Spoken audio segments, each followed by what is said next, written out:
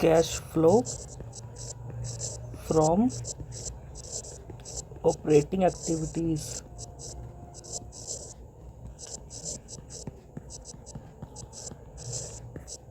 Indirect method. अब सबसे पहला पॉइंट है कि इनडायरेक्ट मेथड से हम कैश फ्लो स्टेटमेंट को कैसे बनाते हैं। इनडायरेक्ट मेथड में हम कैश फ्लो बनाने के लिए नेट प्रॉफिट का यूज़ करते हैं। ये जो हमारा क्वेश्चन में नेट प्रॉफिट दिया हुआ है, ये हमने एक क्वेश्चन बनाया है और इसमें हमारा नेट प्रॉफिट है 10,000। मैंने नेट प्रॉफिट का यूज़ किया और सबसे पहले नेट प्रॉफिट लिख दिया 10,000। अब जो मेरा कैश फ्लो का क्वेश्चन है इनडायरेक्ट मेथड से, वो अज्यूम करता है कि मेरा नेट प्रॉफिट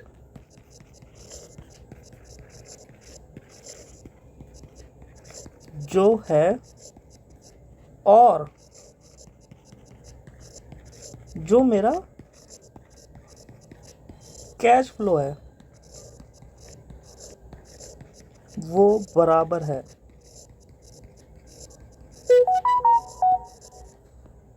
और हमें बोलता है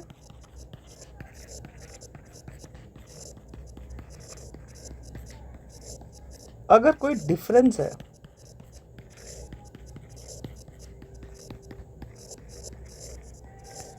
तो उसको करेक्ट कर लो। अब देखते हैं कैसे कैसे डिफरेंस हो सकते हैं। मान लेते हैं हमारा नेट प्रॉफिट 5,000 रुपये। चलो क्वेश्चन वाली फिगर ही लिखता है 10,000। 10,000 रुपये है नेट प्रॉफिट। लेकिन नेट प्रॉफिट निकालते टाइम मैंने डेप्रिसिएशन लेस किया होगा, प्रोविजन फॉर टैक्स लेस किया होगा,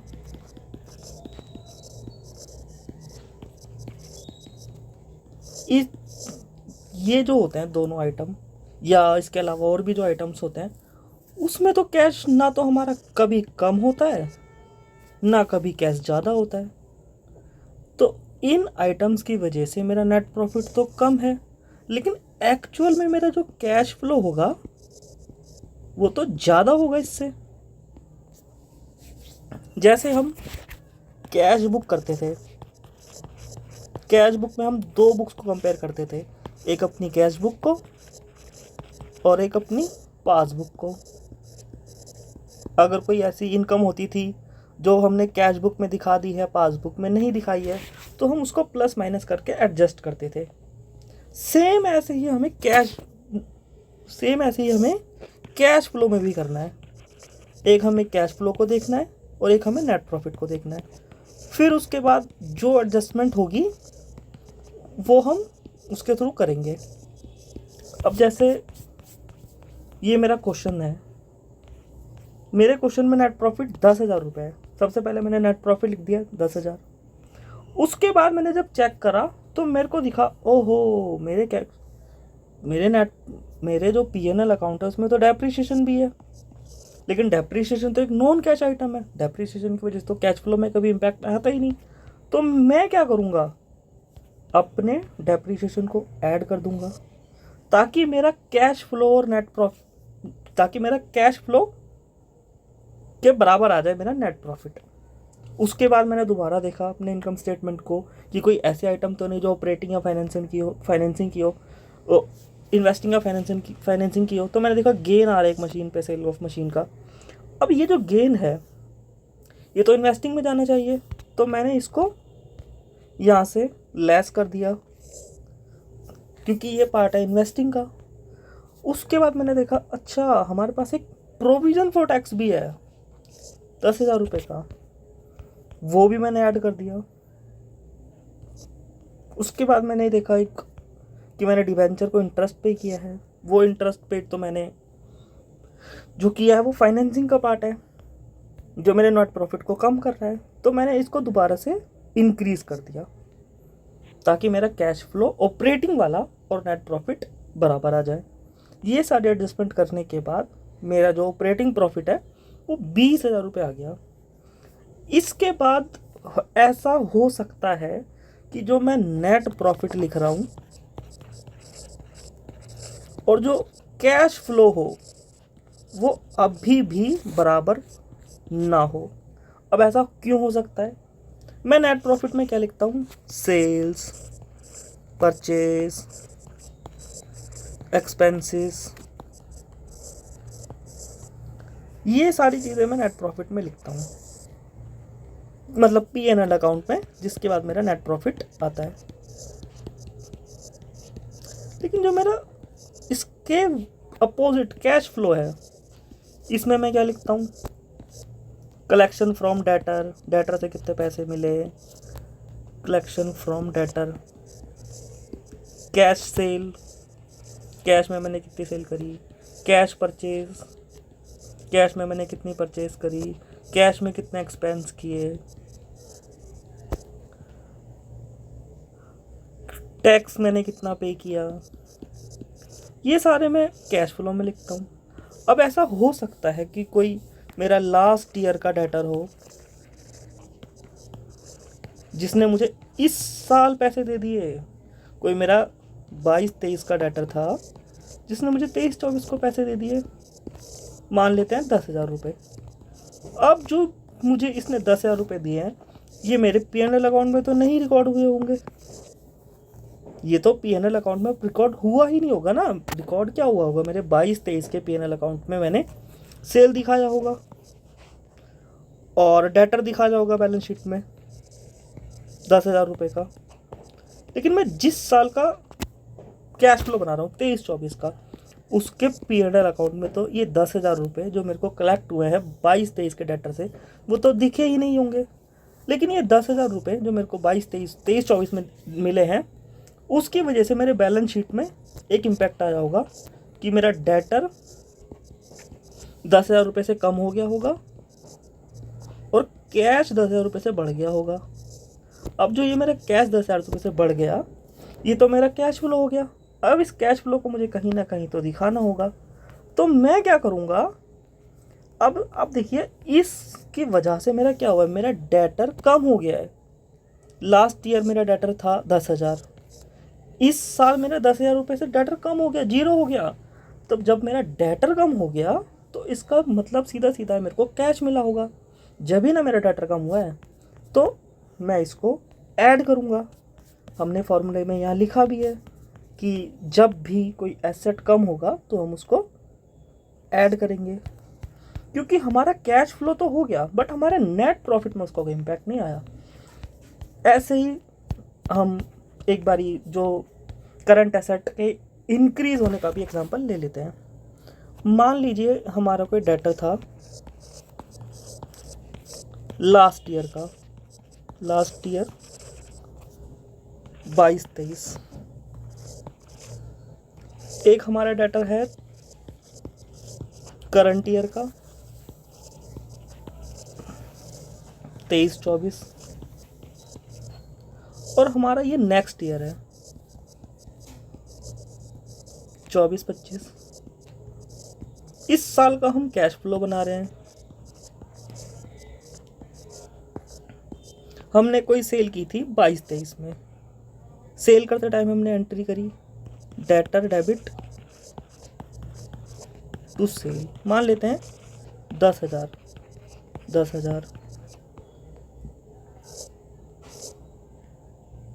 और डेटर ने हमें पैसे भी दे दिए, तो अब हमने एंट्री करी कैश डेबिट 10,000 टू डेटर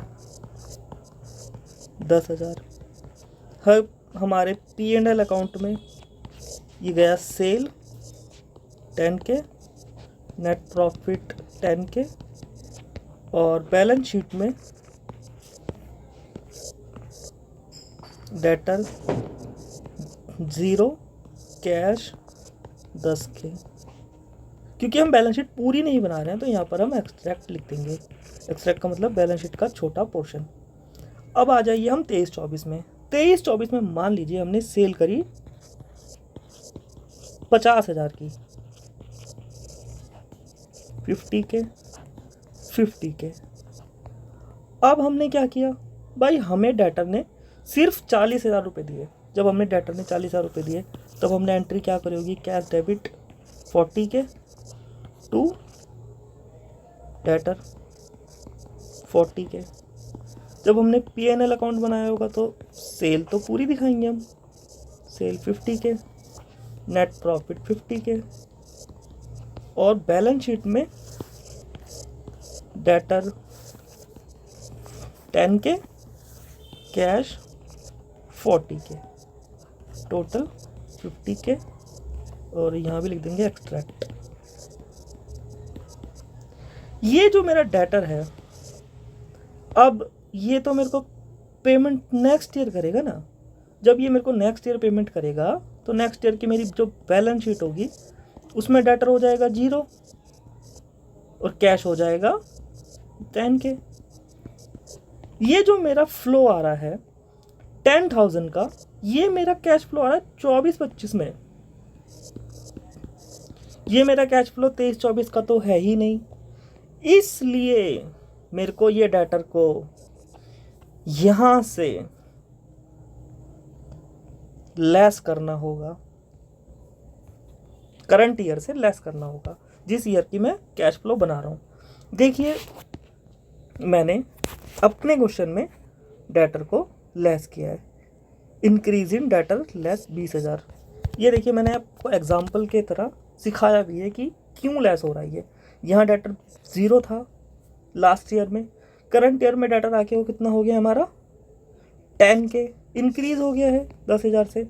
जब 10,000 से इंक्रीज हो गया है तो उसको हम लेस कर देंगे। ये देखिए हमने लेस किया है, कहाँ किया, ये रहा। अब मैं आपको एक और एग्जांपल बताता हूँ क्रेडिटर्स का। क्रेडिटर्स अब दोबारा मैं 3 साल लेके चलता हूँ, 22-23 जो था मेरा लास्ट ईयर, 23-24 जो है मेरा करंट ईयर, 24-25 जो है मेरा नेक्स्ट ईयर। मैंने 22-23 में कोई परचेज करी 10,000 रुपये की। मैं क्या एंट्री करूंगा परचेज करने की, परचेज डेबिट 10 के टू क्रेडिटर 10 के। अब मैंने क्रेडिटर को पेमेंट की ही नहीं। जब मैंने P&L अकाउंट बनाया होगा तो क्या करा होगा, परचेज 10 के, यहाँ पे मेरा नेट लॉस आ जाएगा 10 के का, और मेरा बैलेंस शीट में क्रेडिटर होगा 10 के। अब जाहिर सी बात है कि ये जो क्रेडिटर है इसकी पेमेंट मुझे नेक्स्ट ईयर करनी पड़ेगी। जब मैं नेक्स्ट ईयर पेमेंट करूँगा तो क्या एंट्री होगी, क्रेडिटर 10 के टू कैश 10 के। देखिए इस ईयर तो मेरा कोई कैश फ्लो हुआ ही नहीं। मेरा जो कैश फ्लो हुआ वो करंट ईयर में हुआ। मेरा 10,000 रुपये कम हो गए। जब मेरे 10,000 रुपये कम हो गए लास्ट ईयर के क्रेडिटर की वजह से, तो मुझे अपने कैश फ्लो को कम करना पड़ेगा। लेकिन मुझे नेट प्रॉफिट तो मेरा कम होगा ही नहीं करंट ईयर के जो नेट प्रॉफिट है इसमें तो मैं 10,000 रुपये कहीं दिखाऊंगा ही नहीं। तो देखिए क्या हुआ यहाँ पे, मेरे क्रेडिटर्स पहले 10,000 के थे जो इस साल की बैलेंस शीट में क्रेडिटर 0 के हो गए होंगे, और मेरा जो कैश है वो 10,000 रुपये से कम हो गया होगा। ये देखिए क्रेडिटर मेरे कम हो रहे हैं क्रेडिटर। इस वजह से मेरे को क्या करना पड़ा, लास्ट ईयर का जो क्रेडिटर को पेमेंट करनी थी वो करंट ईयर में करनी पड़ रही है, जिसका मैं कैश फ्लो बना रहा हूँ। तो देखिए जब कम हो रहा है तो मेरे को कैश फ्लो में कम करना पड़ रहा है। ये देखिए मैंने यहाँ पे कम करने पे हम कम कर देंगे। अगर क्रेडिटर बढ़ रहे हैं तो हम ऐड करेंगे। मैं आपको ऐड करने वाला भी एक एग्जांपल बता देता हूँ। क्रेडिटर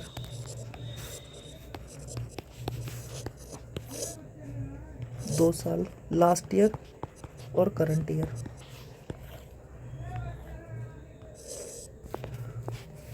और नेक्स्ट ईयर। इसमें हम इन दोनों का एग्जांपल लेते हैं, करंट ईयर और नेक्स्ट ईयर। मान लीजिए मैंने कोई परचेज करी 10,000 की,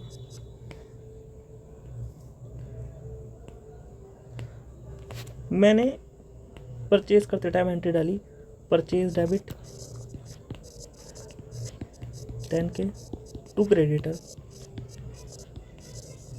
और मैंने पेमेंट ही नहीं करी। मेरी बैलेंस शीट पर क्रेडिटर 10K।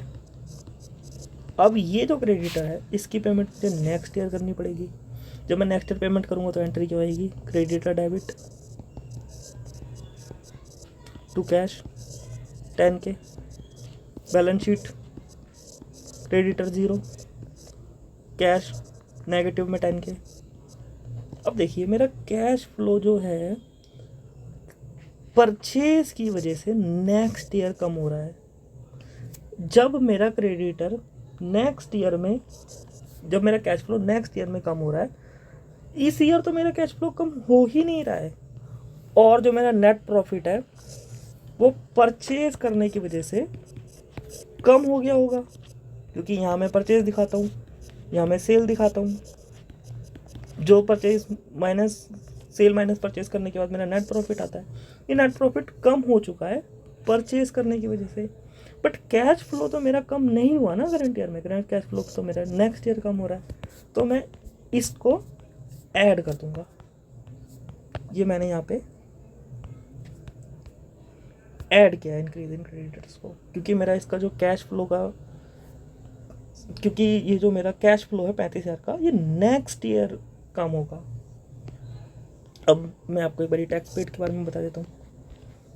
देखिए टैक्स पेड में कैसा होता है, हमारा जो इनकम टैक्स का टैक्स होता है उसमें भी मैं 3 ईयर बनाता हूँ, last year, current year and next year. मान लीजिए मेरा लास्ट ईयर का प्रॉफिट था 10,000 और टैक्स का रेट मान लेते हैं 50%, तो मेरा टैक्स आ गया 50,000। लेकिन जो इनकम टैक्स एक्ट में डेट होती है टैक्स पे करने की, वो होती है 30 सितंबर। अब जो ये टैक्स है ये मैं लास्ट ईयर का 30 सितंबर को पे करूँगा। जब मैं 30 सितंबर को पे कर रहा होऊंगा तो मेरा करंट ईयर आ गया होगा। तो लास्ट ईयर में मैंने क्या किया होगा, टैक्स की एंट्री करते time tax ex P&L debit 50K to provision for tax 50K। तो इस 50K की एंट्री पेमेंट कब होगी, करंट ईयर में। करंट ईयर में मैंने क्या एंट्री करी होगी, provision for tax debit 50K to cash 50K। और मैं करंट ईयर का भी प्रोविजन बनाऊंगा। मान लेते हैं करंट ईयर का प्रॉफिट है 20K, तो टैक्स आ गया हमारा 10K। करंट ईयर का प्रोविजन बनाते टाइम क्या एंट्री होगी, P&L डेबिट 10K टू, ये गलती कर दी मैंने, ये 5K है, 5K 5K 5K 5K 5K to tax provision 10K। अब इसकी पेमेंट कब होगी, नेक्स्ट ईयर होगी। तो अगर हम देखें तो मेरा लास्ट ईयर मतलब बैलेंस शीट में आप देखते हैं, बैलेंस शीट में मेरा यहाँ पे प्रोविज़न दिख रहा होगा 5,000, यहाँ पे कितना प्रोविज़न दिखेगा जी? देखिए लास्ट ईयर का प्रोविज़न था 5,000, करंट ईयर का मैंने प्रोविज़न बनाया 5,000, 10,000, लेकिन मैंने लास्ट ईयर के प्रोविज़न की पेमेंट कर दी ना 5,000, तो कितना आएगा प्रोविज़न यहाँ पर हमारा? 10,000।